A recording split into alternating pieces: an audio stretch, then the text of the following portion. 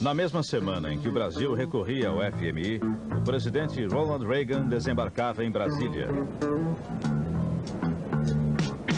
Na chegada, ele anunciou um empréstimo de 1 bilhão e 200 milhões de dólares, um alívio de caixa para o Brasil à espera dos recursos pedidos ao Fundo Monetário Internacional. Os temas econômicos dominaram as conversas dessa visita. Ao todo, Ronald Reagan se reuniu por 8 horas com o presidente João Figueiredo. O discurso mais importante de Reagan foi em São Paulo, quando falou para quase 1000 empresários.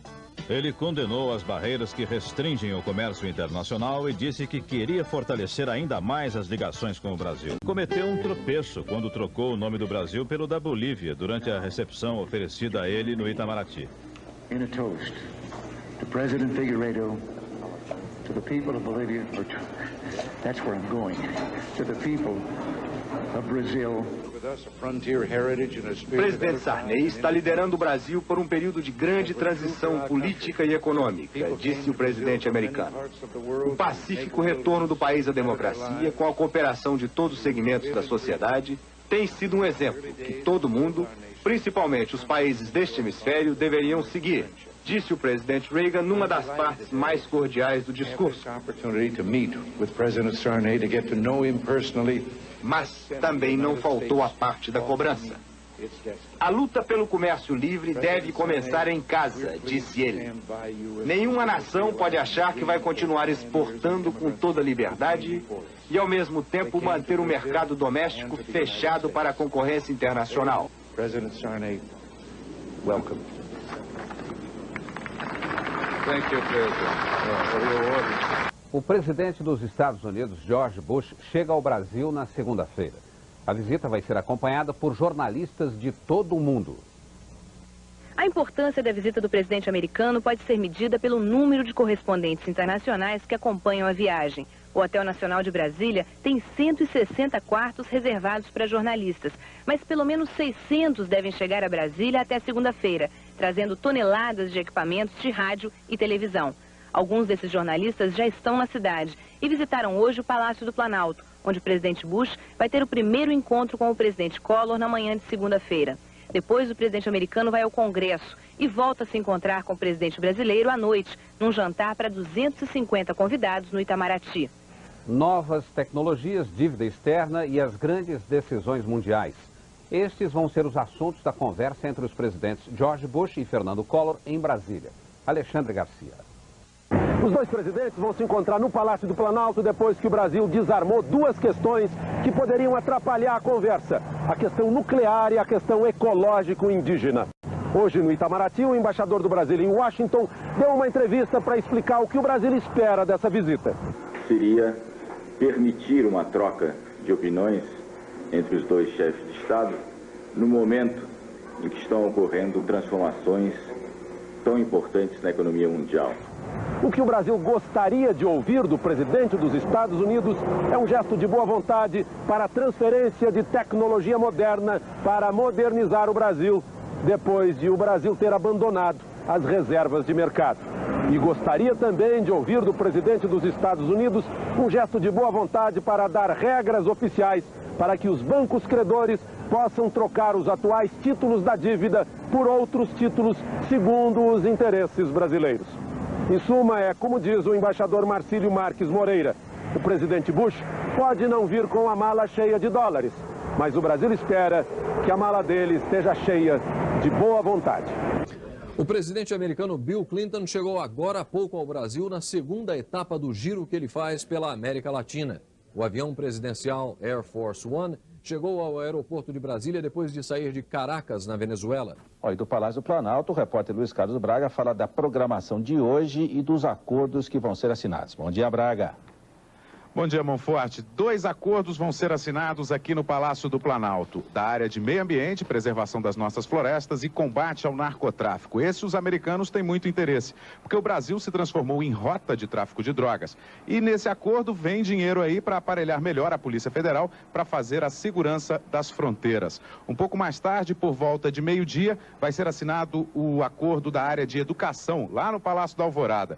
Esse acordo permite que universitários brasileiros façam estágio estágios de até 6 meses em universidades americanas. E o presidente Bill Clinton, à tarde, tem um encontro marcado no Congresso por meia hora com os presidentes da Câmara e do Senado. Ele entrega aos presidentes da Câmara e do Senado uma carta dos congressistas americanos pedindo maior abertura comercial do Brasil. O senador Antônio Carlos Magalhães e o deputado Michel Temer vão lembrar ao presidente Clinton que no Brasil já não existe mais diferença entre empresa nacional e empresa estrangeira. Um bloco econômico de 700 milhões de consumidores, uma renda de 9 trilhões de dólares. Por que o Brasil reage tanto à criação da ALCA, a Área de Livre Comércio das Américas? Saudações, abraços, pose para as fotos, rapapés diplomáticos que escondem uma guerra comercial. ALCA versus Mercosul. Bill Clinton quer o comércio livre em toda a América. Fernando Henrique prefere continuar, por enquanto, só com os parceiros do Cone Sul. Explica-se. No primeiro semestre deste ano, o Brasil comprou 8 bilhões e meio de dólares em produtos americanos e só vendeu para eles 5 bilhões e 800 milhões. E por quê? Porque eles sobretaxam a nossa laranja, por exemplo, para proteger o produtor deles. Também sobretaxam o aço brasileiro. Desprezam a nossa gasolina, poluente, segundo eles. E não querem saber dos nossos vegetais, reprovados pelas leis sanitárias de lá. Já o exportador dos Estados Unidos vende qualquer coisa aqui. Falou que é americano, o consumidor brasileiro adora. São melhores, são bem melhores. O problema é que quem compra um produto americano deixa de comprar um produto brasileiro. A fábrica brasileira produz menos, emprega menos, a economia cresce menos. No Mercosul, vamos aprendendo a competir devagar. Já com a ALCA.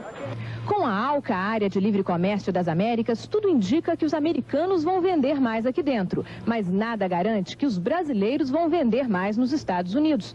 Eles têm um controle de qualidade maior, leis melhores e protegem muito a própria indústria. Estados Unidos ou Europa? O Plano Real e o programa de privatização transformaram o Brasil no grande mercado das empresas norte-americanas. A visita do presidente americano. Brasil e Estados Unidos firmam parceria para desenvolver o mercado mundial de combustíveis renováveis. Na passagem de menos de 24 horas por São Paulo, George Bush toca chocalho com meninos pobres. A CNN transmitiu ao vivo os discursos dos presidentes Lula e George Bush para os americanos. A rede de TV destacou o pioneirismo brasileiro na área dos combustíveis alternativos, assim como os protestos em São Paulo. Na Europa, o diário francês Le Monde disse que o presidente americano não consegue convencer a América Latina de que a intenção dele é humanitária. Já o Guardian afirma que tudo o que a Casa Branca quer é diminuir a impressão de que os Estados Unidos se isolaram dos seus vizinhos desde os ataques terroristas de 11 de setembro de 2001.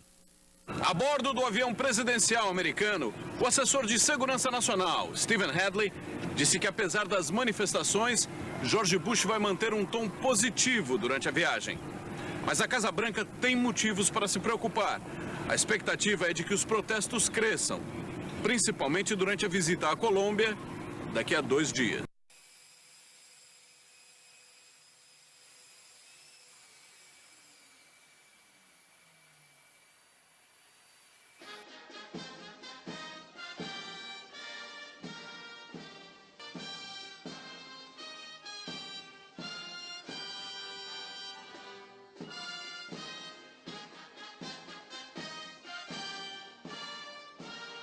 O presidente Barack Obama prometeu explicações à presidenta Dilma Rousseff sobre a suposta interceptação de comunicações de integrantes do alto escalão do governo brasileiro, inclusive da própria presidenta, por serviços de inteligência norte-americanos. Yeah, we're going to work on a free trade agreement with Brazil. Brazil's a big trading partner. They charge us a lot of tariffs, but other than that, we love the relationship. I have a fantastic relationship with your president, and he's a great gentleman. He was here, as you know. In fact, they say the Trump of Brazil. I like that. That's a compliment. O secretário de Comércio dos Estados Unidos, Wilbur Ross, está no Brasil e deve se encontrar amanhã com o ministro da Economia, Paulo Guedes.